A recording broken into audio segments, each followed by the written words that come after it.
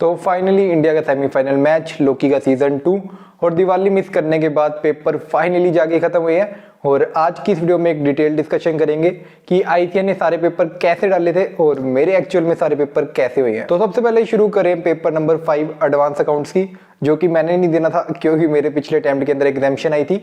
उसके अंदर मेरे 68 मार्क्स आए थे और 68 मार्क्स आने का एक बेनिफिट ये भी था कि मुझे एग्रीगेट बनाने में इतनी मेहनत नहीं करनी थी, बट स्टिल सब पेपर में पास तो होना ही था। और इस बार का तो क्वेश्चन पेपर देख के मैं काफी खुश था कि पिछले अटेम्प्ट के अंदर एग्जामिशन आई है, क्योंकि इस बार का पेपर काफी हद तक कुछ अलग टाइप का आया था, क्योंकि इसके अंदर इंटरनल रिकंस्ट्रक्शन आया था, जो कि अक्सर 4-5 अटेम्प्ट में एक बार आता है। और इस बार आईसीए ने जो लास्ट अटेम्प्ट होने वाला है ओल्ड स्कीम में उसके अंदर ही डाल दिया।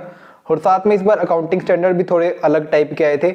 और ओवरऑल मुझे एडवांस अकाउंट का पेपर देख के जो मुझे लगा कि वो मॉडरेट से थोड़ा हाई था, इजी नहीं कह सकते। पिछली बार का अटेम्प्ट जो मैंने दिया था वो तो काफी सही आया था, बट इस बार आईसीए नहीं हो सकता कि लास्ट अटेम्प्ट करके कुछ डिफरेंट करने की ट्राई की है। हर पेपर के अंदर है थोड़ा थोड़ा वो, पर एडवांस अकाउंट में थोड़ा कुछ ज्यादा ही हो जाता है वो। पर इसके साथ पेपर नंबर 6 ऑडिट की बात करें, जो कि मेरे लिए पहला पेपर था और जिसको आईसीए ने इस बार अपनों से पटाखों के बीच में प्रिपेयर कराया। पेपर की बात करें तो पेपर हार्ड था। अब बहुत सारे जने मेरी बात से डिसएग्री करेंगे कि पेपर हार्ड नहीं था, मैनेजेबल था, बट अगर मैं मेरे पर्सपेक्टिव से बताऊं तो मुझे पेपर हार्ड लगा, क्योंकि इसके अंदर कोई भी क्वेश्चन इजी नहीं थे। और इस बार आईसीए ने काफी डिफरेंट टाइप के क्वेश्चन पूछ रखे थे, जैसे कि क्वेश्चन नंबर 2 के ए पार्ट, जिसके अंदर आपको पता है की ऑडिट मैटर क्या होता है, डिस्क्लेमर ऑफ ओपिनियन कब देते हैं, बट क्वेश्चन में आपसे पूछा गया है कि how they will address key audit matter when they are expressing disclaimer of opinion, जो कि बिल्कुल ही डिफरेंट था। अब यही सिर्फ एक ऐसा क्वेश्चन नहीं था, और भी थे, लाइक क्वेश्चन नंबर 2 का बी पार्ट, क्वेश्चन नंबर 3 का डी पार्ट और क्वेश्चन नंबर 4 का ए पार्ट, जिसके अंदर भी ऐसे कुछ सिमिलर चीजें से ही पूछ रखी थी। और ये थोड़े टिपिकल टाइप के क्वेश्चन थे।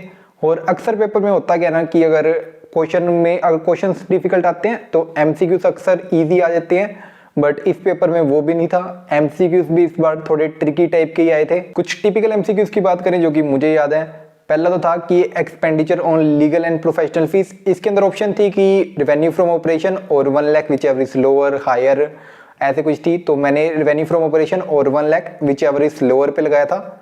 सेकंड था कि rotation of auditor is a measure against. उसके अंदर ऑप्शन थी कि self review, self interest, familiarity and advocacy.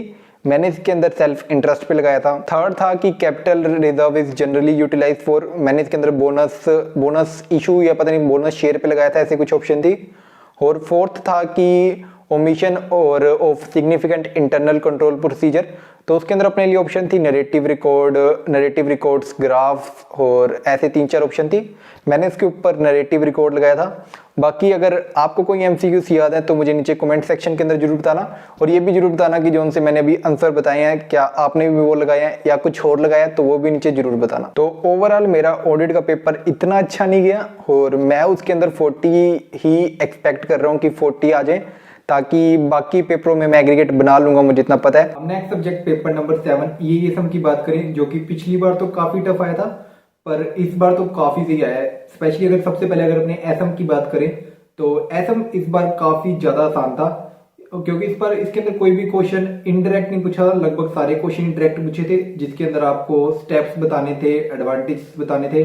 Like steps वाले क्वेश्चन थे जिसके अंदर आपको बीपीआर के स्टेप्स बताने थे, देन एक कॉम्पिटिटिव एडवांटेज वाला था उसके अंदर आपको स्टेप्स बताने थे, एंड एक स्ट्रेटेजिक अलायंस वाला था जिसके अंदर आपको उसके एडवांटेजेस बताने थे। तो ओवरऑल पेपर काफी आसान था और आईसीए ने इस बार साथ में मेन टॉपिक से क्वेश्चन पूछे हैं। नहीं तो अक्सर आईसीए क्या करता है कि साइड टॉपिक में से क्वेश्चन पूछता है, जो कि इस अटेम्प्ट में थैंक गॉड नहीं किया। और वहीं एसएम की बात करें तो उसका मैं पहले बता दूं कि मैं उसके सारे चैप्टर नहीं करके गया था, मैं उसके 1, 2 और 4th चैप्टर करके गया था। और 1 भी मैं इतनी अच्छी तरह से नहीं कर पाया था, क्योंकि मैं 1.5 डे के अंदर वो सारा रिवाइज नहीं कर सका था। तो मेनली मैं 2 और 4th चैप्टर करके गया था। और अब इसकी वजह से हुआ क्या था ना कि पेपर में से क्वेश्चन आया था चैप्टर 1 का ईआरएम का 6 मार्क्स के लिए, और उसके अंदर मैं गलती से ईआरपी करके एक टॉपिक है चैप्टर नंबर 2 में से, उसके एडवांटेजेस लिखाया।